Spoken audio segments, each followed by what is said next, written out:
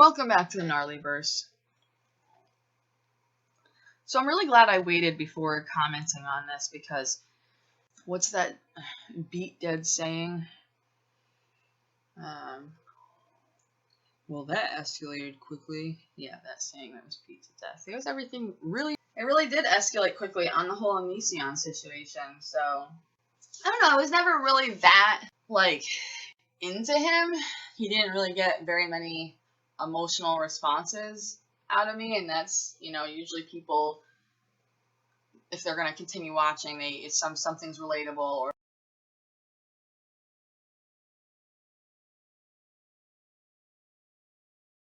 laugh, or they can identify with something that they've gone through. And he definitely had me, enjoying some of his content from time to time, but overall I just felt bored. It was always this sort of superficial, and every time, and the bodies thing, and then I think the last straw was really the whole video on Jacqueline Glenn's boob job. And it's not because I'm overly into Jacqueline Glenn. I don't really identify, I haven't really bonded with her YouTube content yet. I definitely enjoy it because I look up to any kind of atheist debate or talk. I like to listen and see how well I have a hard time talking sometimes, so I look up to people who speak well. But I do like her channel. I've taken last year to watch videos from this, what I would call a clique, a sort of group, whether they like it or not. The Social Repose, the Jacqueline Glenn, and then the Ayala and the Billy Dawn Webb girl. She does really nice makeup stuff. And the Ayala, I added some of her content to my mental health playlist. And, whether they like it or not, they're also part of that Onision clique, and Onision, whether he likes it or not, he's part of their clique. So I was grouping them mentally, and I'm sure I'm not the only person who's done this. I'm just kind of grouping them mentally together. How did I find Social Repose? How did I find Onision? How did this all happen? What is the point of this video? Obviously, the title is going to be I unsubscribed from Onision. And again, it's not really like, oh my god, he totally dissed Jacqueline Glenn. Because, there was a couple of times where I was like, this is interesting, and this is going down an interesting road. And by interesting, I don't mean necessarily good, and that's kind of been Onision's thing, the whole drama thing. But I made a video prior to this because I was just evaluating these people that I was watching and how I'd come across them, and the intake of information that I was gaining from them, and what type of emotional responses I was getting, and how it was affecting my life. And I was getting bored with Onision and Onision and Lainey Bot, and she seems like she's got some good content too. I was kind of bored with her content as well. I'm sure it's really great for some people, especially in the LGBT community. I know they do a lot of, as far as my issue with their meaningful videos versus their non-meaningful videos, I have plenty of useless videos that really just don't have any meaning to them. But who doesn't? And then we have some meaningful videos. I guess they're meaningful videos. They have their self-esteem stuff, and then they go on to, alright, I'm not going to pick apart what they do and everything, because I'm already doing that in different subjects that I want to get to before this video gets too long. So whatever, we already know what everybody's channel's content consists of. If you're watching this, you most likely know who I'm talking about. It definitely, I'm going to definitely note, there's when I was saving these screenshots for this, and I totally think I forgot about this. I don't even know if I'll add these screenshots in. It depends what kind of mood I'm in. Fuck it. It's just diapers. Why? Why boys in diapers? Dude, I'm sure it's nothing. I think, again, he plays this drama and shock, and if he's really comfortable and confident in his own, and he's not creepy, I don't know. I really respect that he keeps his children out of his, his drama life. I guess you have to have some lines when you do bring such personal things to the table, and you have. And what I wanted to comment in the previous video,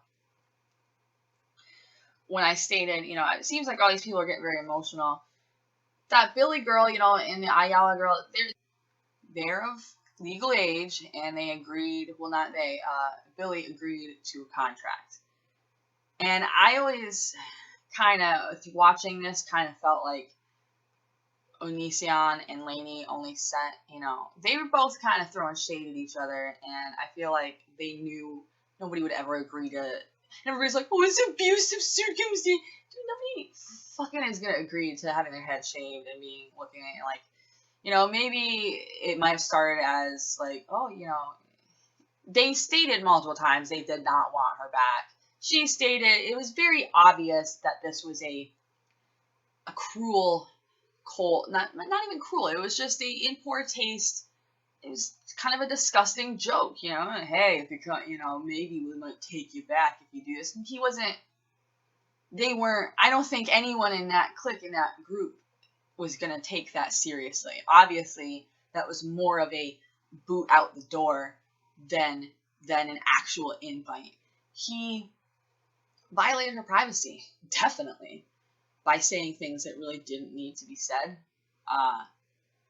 And at the same time, she got involved with somebody who was known for it. I know a lot of people are saying this, like every video is saying, well, she knew what he was involved with. But I want to say something. I haven't continued to look at other people's videos on this for a few months now, so somebody might have already said this. I want to state, in my opinion, I think out of all the terrible things that went down, negative things, I think Billy and Ayala took from Onision's channel, and they really kind of gave it to him. I don't really know how else to put it. They gave him what for. These like kind of stupid phrases that I'm using, but I'm having like issues. It's more of a feeling. It's an emotion. Like these girls, Onision put a lot of hard work into his content. He really did.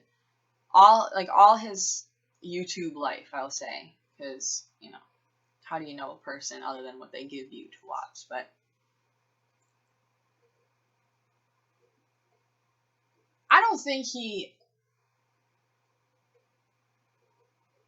anticipated his own plateau, and it's like trying too hard in a way. I definitely understand his wife having her girlfriend, because people do shit like this all the time. And most people, if not some sort of cultural background that allows for multiple wives, which has gone on for a long time. Hey, yo, you want multiple wives? I've always said since I was young, I have no problem with that, as long as they're of legal age. I think it doesn't work for me anymore. I've experimented with, I just like to see men in a position of just looking. I just think a man looks really manly when there's women around him. I don't know, something about that. But I had bad experiences with it, dude. It doesn't work. And if it does work, that's great. And a lot of people have had this experience. It's not uncommon to have a three-way relationship. My mother, for a very long time, had a three-way friendship, I will say, with women. She had two best friends, and it's completely natural. Like, they did not part on good terms. And these girls, they did not go silently. They took with them chunks from his spirit and his channel. It was bound to happen. The way that he handled the situation, he handled that situation for publicity. He did not, and that's always been his thing. And I think, I don't know, I'd like to see more meaningful content out of Onision, and that's why I unsubscribed from him. And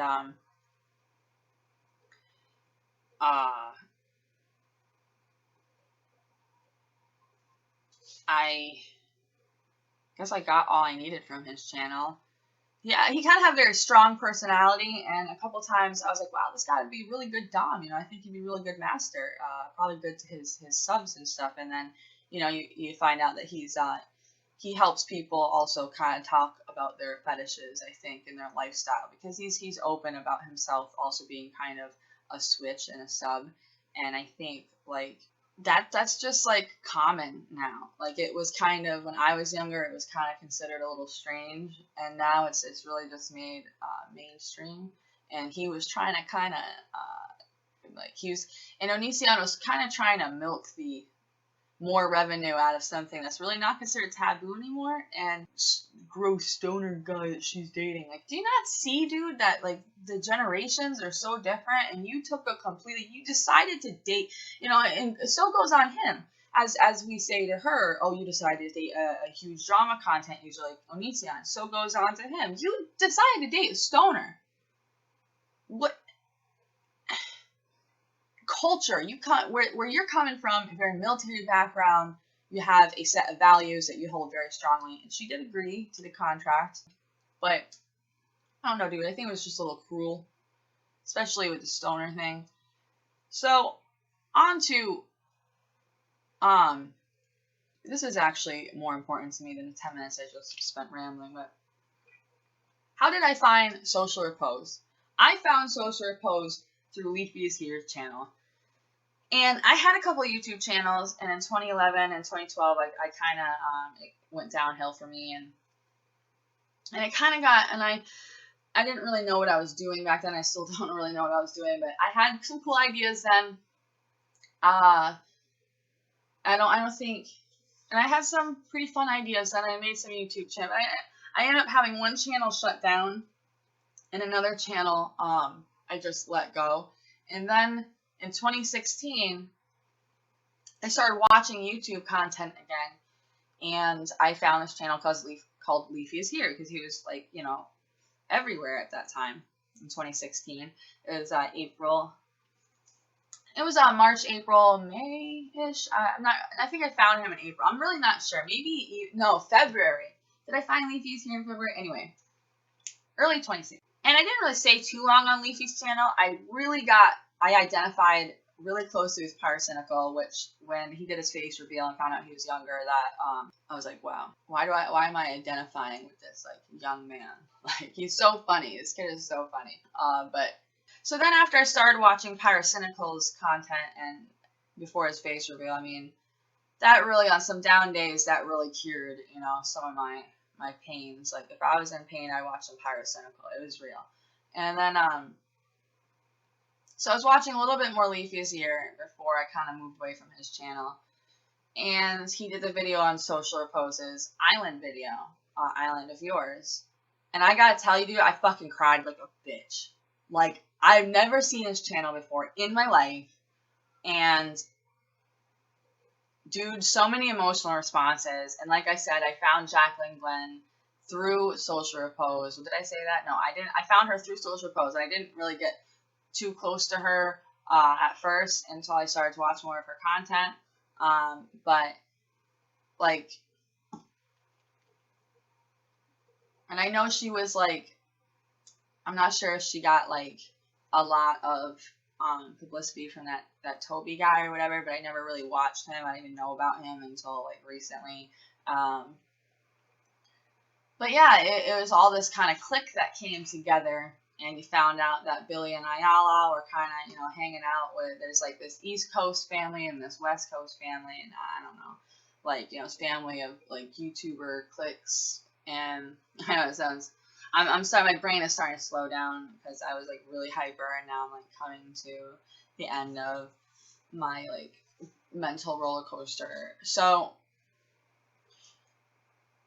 Social Repose's music, it kind of, I was just cruising around. I was really upset because I was watching this video about this girl and I found that I was avoiding this video, but I kept seeing this girl, and it was like he does the clickbait, and I was like, don't click on it, don't click on it. I clicked on it, and then I called my friend, and she was like, have you really never heard of this girl? Like, she's famous. And I'm like, no, I have not. And I was upset, and I thought, well, I'm just gonna make a video just like talking shit, and I was surprised that it got like more than 20 views, and I was like, and it is inappropriate, you know, but I feel like it's more important for people to know that this goes on than it is inappropriate. Like, I know my channel gets crude sometimes, but I don't want my channel to be perceived as inappropriate, because I do make an effort to try to make it as like less inappropriate. There's some content that I enjoy, like, you know, the spaghetti song, the spaghetti parody Eminem song, like that. The video that I liked had some really gross stuff, like this guy pushing out his groin like into the camera, and I was like, I need to cut that out so that I'm watching this, listening to this, like my kids in the background, you know, they don't see some guy. It's just like, in a really inappropriate videos I'll take, and I'll try to cut stuff out. Like the "You're in the Wrong Neighborhood" song, I really like. I know that whole song is inappropriate in general, like cutting out like just a couple swears doesn't do it, but it's still an effort. So I kind of waver back and forth between really trying to make my channel like more appropriate, and like knowing that my humor and what I find amusing sometimes walks a line. And what I get very upset about tends to just be like out of nowhere, it's just some crazy like holy crap, and it's just very shocking. And I try to do less of that. I try not to share as disturbing things anymore. Although my artwork can sometimes be a little bit darker. But I've unsubscribed from Onision. I would love if he made more content with Billy the Fridge. I'm still subscribed to Leafy is Here. I'm subscribed to Billy the Fridge. Still subscribed to, I think I'm still subscribed to Lainey Baba. I'm not even sure. If I'm not, I'll go resubscribe to her, but because her content doesn't overly offend me. But Onision lately is just like, come on, dude, like, can you please like give me a video where you like, you just get bored with all this stupid superficial and drama shit. Because like I know that's what you're known for, but it's stale. And with the whole YouTube ad revenue, I feel like you need to have a sort of rebirth, sort of a destruction and rebirth. And it doesn't have to be like the destruction of your channel. I just feel like Onision needs to have some sort of metamorphosis. He needs to get the fuck out of his drama cocoon. He's smart. Like, I think a lot of people who watch him, he's very smart. And again, I say I like listen to people who speak very well. He speaks very well, like amazingly well. Like, I feel like I've spoken better. How to spoken. I have speaked.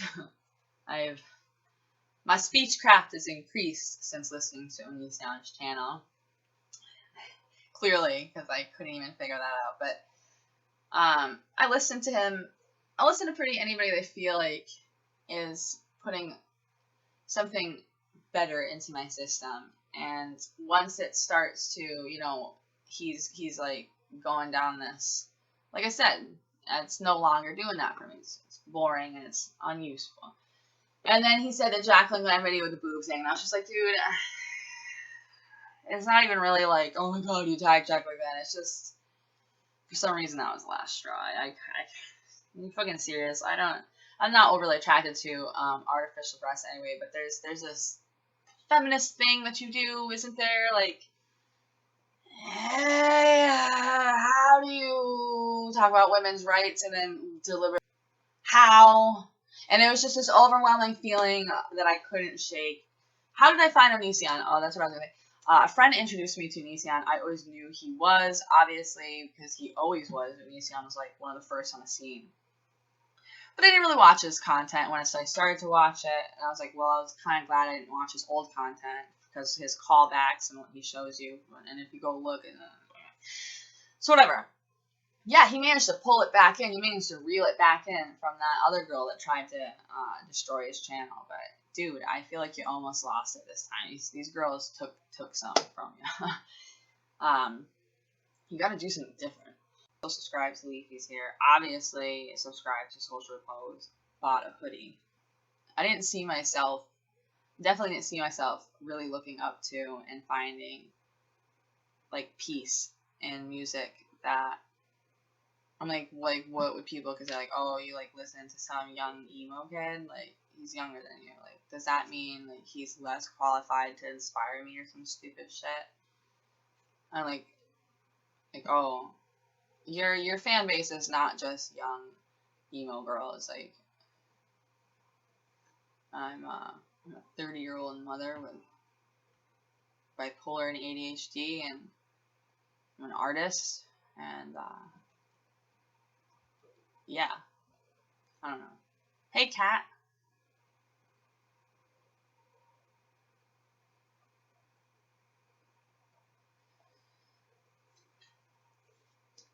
So, yeah, subscribe to Ayala, Billy, and Jacqueline, Glenn, and Onision on social. No, not Onision. I unsubscribed from Onision. Subscribe to Social Repose. Subscribe to Lainey.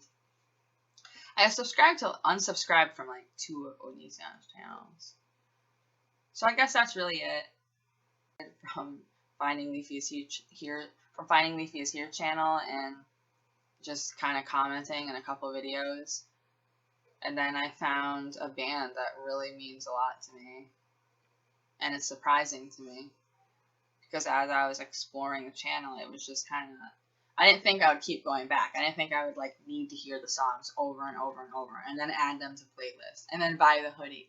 And I feel like the Indian... And I feel like the headdress thing is really fitting because I'm from Ware. And there's a lot of nostalgic and comfortable imagery with like beautiful headdresses, and we see that a lot here because Ware is named after a native like fishing creek, kind of like a ware. You build a ware to catch the fish.